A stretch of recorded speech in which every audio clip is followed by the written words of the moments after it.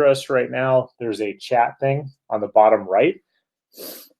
Please just shoot us a chat message. We'll try to troubleshoot as we go. What else? We have a button down in the bottom right as well where you can kind of raise your hand if you have a question you want to ask. Or you can just, like I just said, put it in the chat feature. Also, there's other buttons on there for if you can't hear us or anything like that. So just let us know. And then as we go in this presentation too, me and Nick want to make it a big point to ask questions throughout it because we want to answer the questions you guys care about the most. We intentionally made this a pretty short, quick webinar because we wanted to get the best quality stuff to you as fast as possible and not drone on for an hour. So that's our goal. All right. So we will kick things off in about 10 seconds here. Just want to make sure everybody gets logged on and is good to go.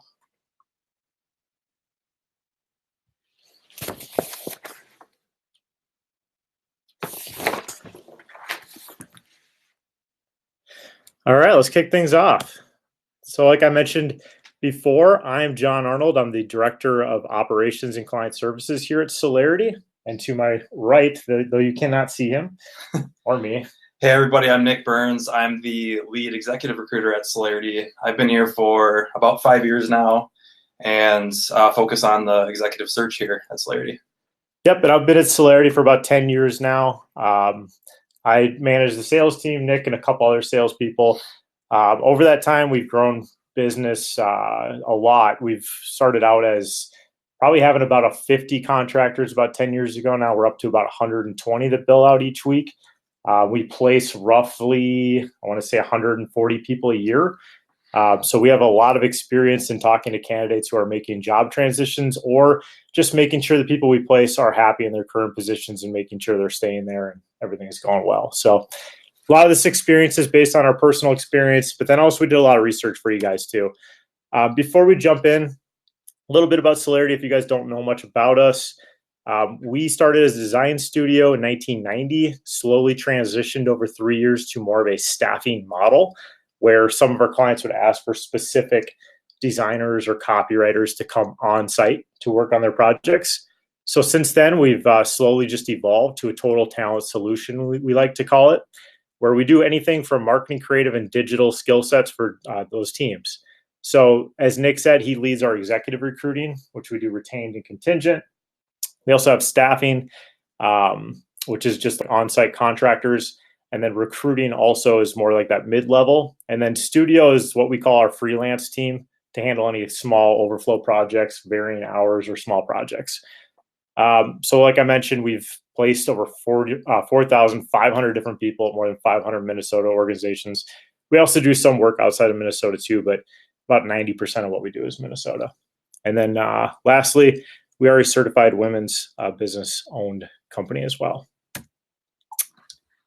So let's kick things off, Nick. Let's dive into the meat and potatoes here. Yeah, for sure. Thanks, John. So I wanted to start with just kind of engaging with the audience a little bit here and ask a question. When it comes to retaining talent, what would you say some of the main reasons are that people actually look for new jobs? Or I guess why employees would stay at a company? Yeah, you could type them in the chat feature down there. We'll read them off. We'll give you probably about 30 seconds or so, and then we'll start reading them off, and then we'll go into the top reasons that we kind of uncovered.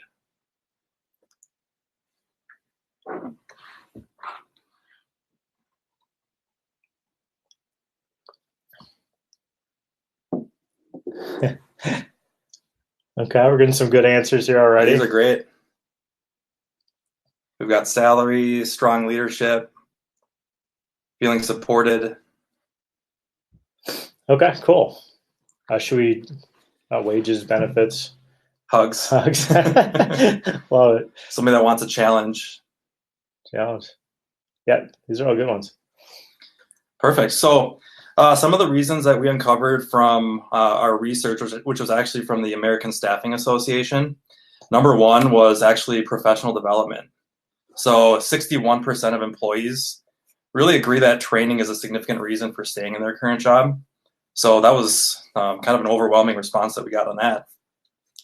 Work-life balance is also really important these days, and about 49% of employees rank work-life balance as the most valued aspect of their current job. Pay or wage potential. This was actually kind of surprising that it was so low at 40%. Kind of when you first think of this question, that usually comes to the top of mind. Yeah, so I think that was the first response we had. Yeah, that was actually the first one. Yep. So 40% of employees rank pay as the most important reason. And then lastly, recognition came in at 26%.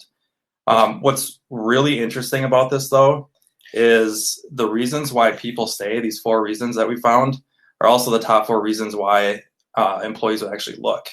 So if these 4 things were not being met or adhered to, that's why they would start to look. So it's kind of a nice way to look at it on both sides of it, just to raise awareness.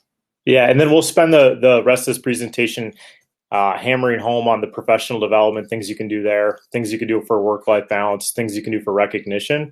We're going to skip the pay wage potential because the whole point of this webinar is things you could do today without it costing a lot of money. So we're not going to just leave you with pay people more and leave the webinar. That's not going to be very helpful for anybody. So we'll start with professional development.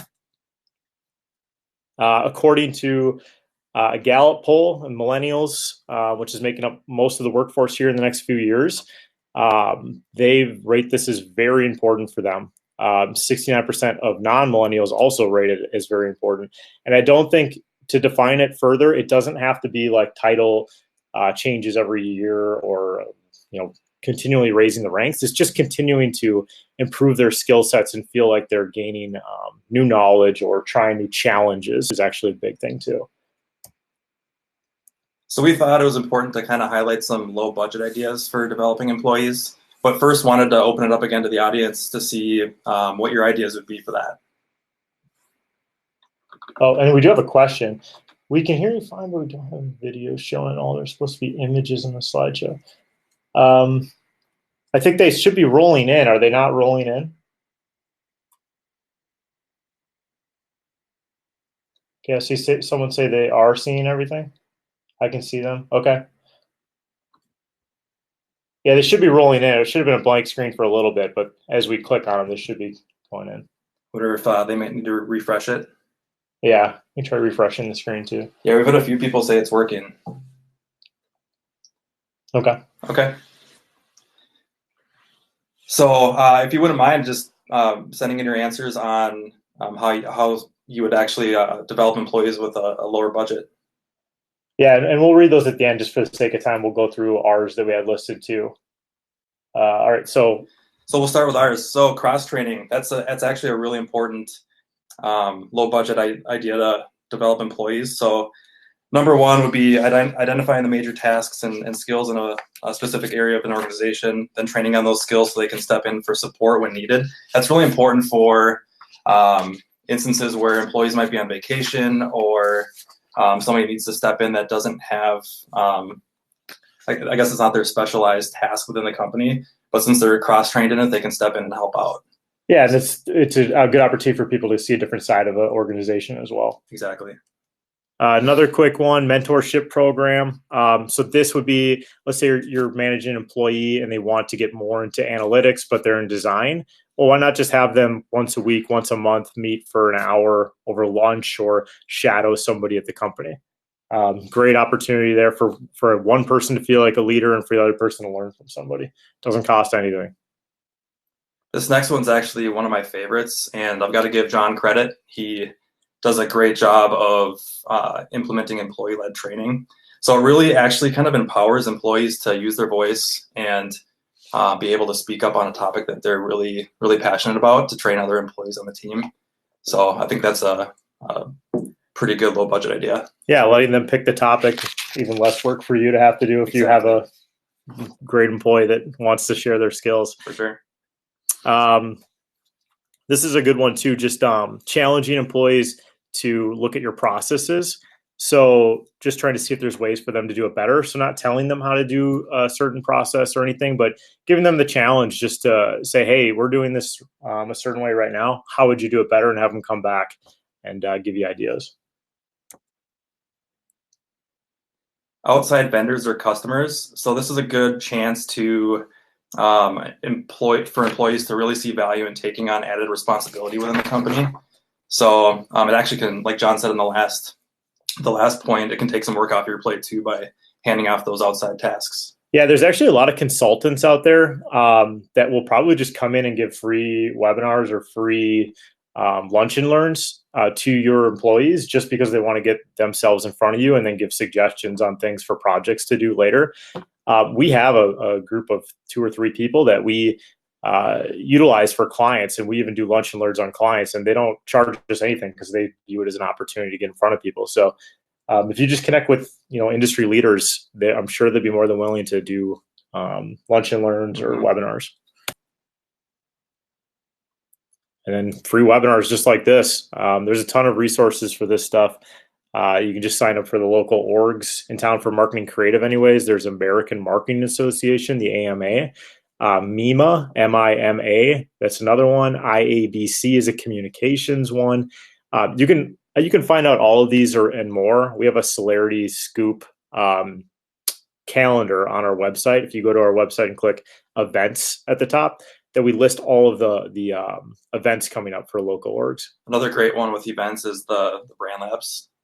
Diversity these days is really important. Oh, so sure. It's a great way to touch on that topic. Yep, the brand labs. If you Google that, you'll find them. So networking opportunities is also part of those that we went through. We're going through. Yeah, I mean, a book club, just to kind of educate employees on various topics. And we actually have a book recommendation at the end of the presentation here. So coming up with a topic and having a book that all employees can read up on and have discussions about to either fine tune their skills or processes or just ideas that would help the company out. Yeah, that's super easy to do because whenever we're done reading books, we'll usually just leave them out or mention them to people if they want to grab one or order one. Mm-hmm. Books are $10; they're not that expensive, and something people can do in their free time. Kind of already talked about the lunch and learns. Hidden talents, I think, is really important. Understanding what your employees are good at. It's not always apparent right away. So getting to know them, really what they're passionate about, and allow them to use those hidden talents to their advantage, to your advantage. It'll allow them to feel more valued and get excited about going to work every day, I guess. Yeah. Cool. So next up, balancing work and life, which was the second most important thing. Nick, you got some thoughts on what that means for certain people and things they could do? Yeah, I mean, I think work-life balance, a lot of it these days is flexible schedule. So companies allowing for flexible start and stop times on a daily basis. So rather than having a flat 8 to 5 or 9 to 5, allowing employees to come in early, leave early. If they've got doctor's appointments in the middle of the day, allowing for work from home for all or part of a day, work from home holidays. So just a few things to establish work-life balance. The infographic here shows that employees say employers should, for 69% of it, offer flexible schedules, 55% allow for remote working. I know not all companies are equipped to allow that, but kind of a trend these days. Offer unlimited paid time off. That's what kind of personal preference. Yeah. I've actually found that companies that offer the unlimited PTO, employees actually take less of it. So it's almost more stressful because people don't feel like they've earned it, so they don't use it and actually end up taking less PTO. Mm-hmm. So I know something that's hard for me being a recruiter is restricting my email responses for 9 to 5. I'm always responding before and after those hours. But companies that actually allow for those restricted email response times would be kind of welcomed by most employees. And then establishing meeting-free blocks of time as well kind of fits in with that email response. Yeah. And then the third one on there was recognition. So this is a pretty easy one to do. There's so many things you guys could do in an easy way. I mean, you literally just email out once a week highlights from your team. Just wanted to recognize somebody for doing this or somebody from doing that. Also, along with recognitions, just presenting the opportunities for feedback, both anonymously and just one-on-one or group setting. So just checking in with people, ask how things are going, make sure they're being heard. You don't necessarily have to take every single recommendation that people give you, but just the fact that you hear them is a big deal. and then also explain why some things can't be changed or why you can change some things. It goes a long way. Building recognition from peers and management. This is kind of a cool thing to do too. So we had feedback from our own team that we had this quarterly values award that would come from management and owners, and people liked it and all, but they also felt like the management doesn't get to see all the things that everybody does all day. So the recommendation from our own employees was to do a peer recognition program. So now we do this rock star of the month. We're on the board in our office. Anybody can go up and write a post-it note, put it under somebody's name during the month for anything, whether it was being helpful, passionate, anything that's our values, professional. But then anything outside of that, maybe somebody helped them when they were out one day and answered their emails for them, or brought in a coffee for them one morning, or just any of the smallest things that they just want to recognize people for. And then at the end of the month, we kind of make a fun game out of it. Who has the most post-it notes gets to do a drawing for money or a gift card or anything like that, and then they get this cool trophy that you see right here that Kelly's holding. And then another topic to kind of piggyback off of this is one thing that we do here at Celerity is every Monday morning we meet as a team and kind of recognize what each person did over the weekend. Sure. To uncover fun things we did and just get to know each other more on a personal level. I think that's always important. We're always working professionally, but it's also good to kind of have that collaboration on recognizing what we did on the weekend. Yeah, and we also start out meetings like that too. So kind of going to segue right away, just giving the highlight of what people did work-wise that was a highlight, and then also personally. So kind of get both sides with that. Mm-hmm. Some other good stuff too. Some takeaways for you guys to do after this. NPR had a really good podcast on Hidden Brain called Better Than Cash, How Awards Can Shape Our Behavior. I would highly recommend checking that out. It's free. Listen to it on the ride home today. Another good one too, that if you're just looking for random ways to reward employees, this book could just sit in the back of your office and literally just flip through it whenever you're looking for ideas. It's 1,501 Ways to Reward Employees by Bob Nelson. Literally for every single instance you can think of, there's a section in the book for that. So I'd recommend checking those two resources out for more concrete stuff. So value and purpose, it's kind of another... So other factors, yeah, beyond the three that we kind of labeled, because people give those responses, but these are also things that are immensely important for retention and basically company health. So we wanted to highlight some of these things. For sure. Yep. So regarding value and purpose, employees really want to feel valued and feel that they're doing meaningful work. It's very, very important. So as we've highlighted so far, it's not simply just money motivation, but requires leadership to put in a little extra work and focus on some of the nitty gritty. Yep. So health and wellness benefits are also important, but really wanted to highlight the management and leadership side of things.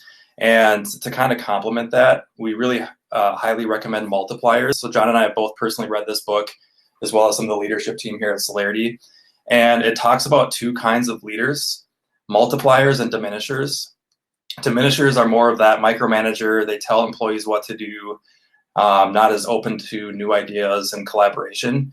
Whereas a multiplier really empowers employees, allows them to lead employee-led training, some of those points we mentioned earlier, and make them feel valued. So it's kind of an interesting way to look at your company as a whole, how the leaders manage your teams, how you manage your teams, and really what makes the ship sail.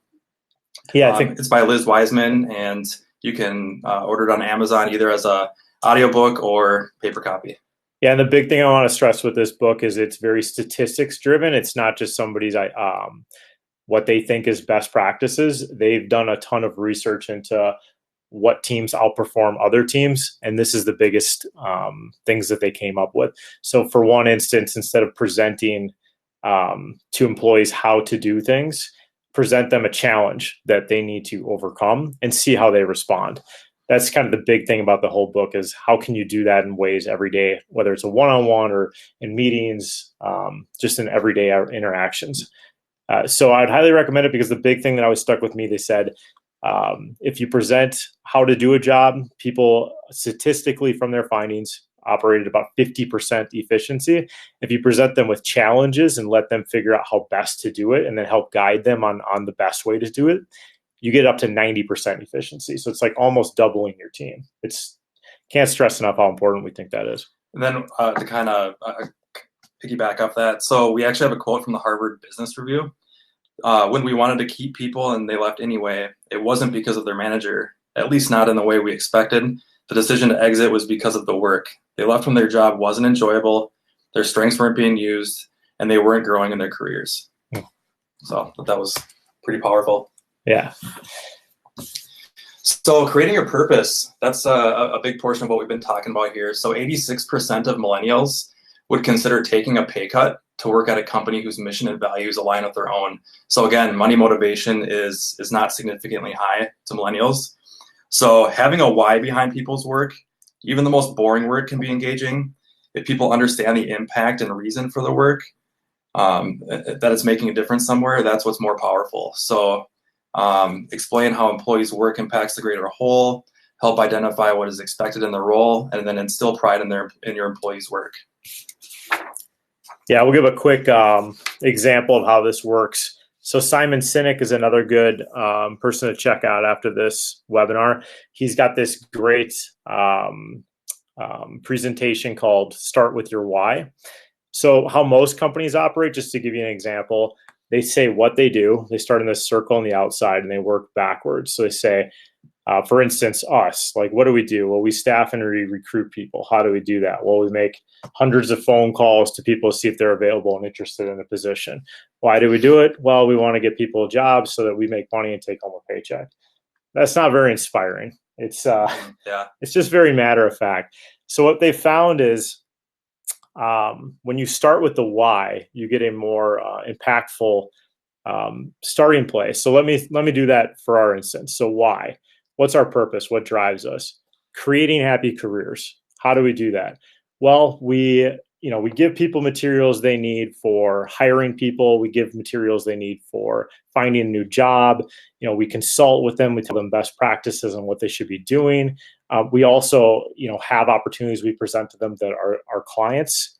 So what do we actually do? Well, we staff and recruit, and we present freelancers with work opportunities.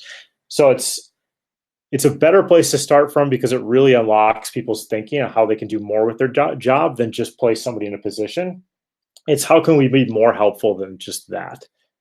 So I think that's something to keep in mind for you guys. And I give you some other examples too. Like, you'll see this once you start thinking about this idea, start seeing it everywhere. The best example for me is growing up seeing all these car commercials all the time.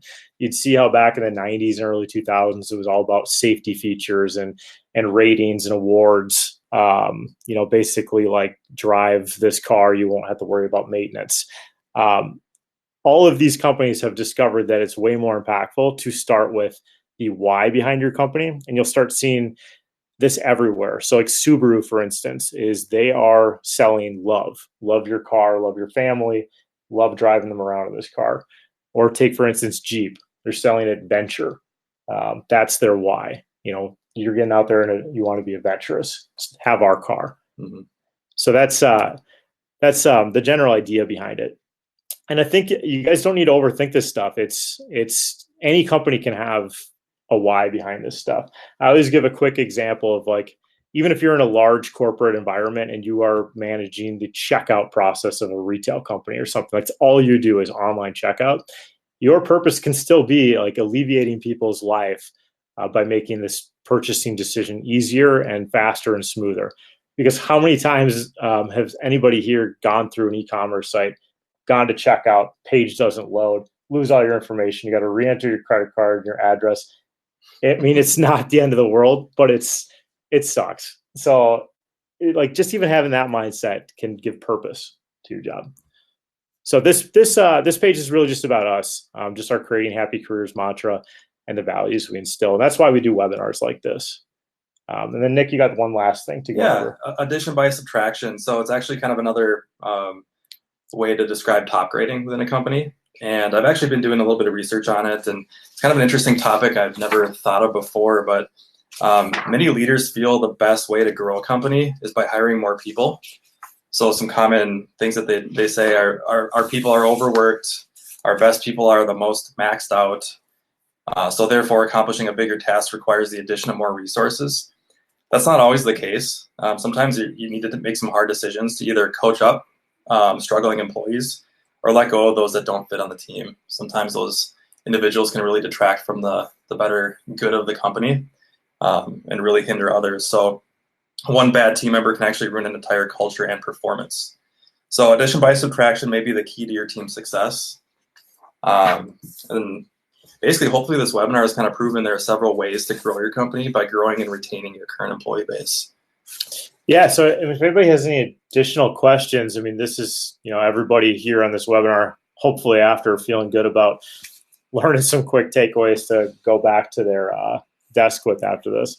But we're open to questions, whether it's about retaining talent or any other topic you just want to ask a recruiter right now, just shoot them in the chat message area. Otherwise, we can wrap up. So we'll give you a few seconds here if anybody wants to shoot out a question.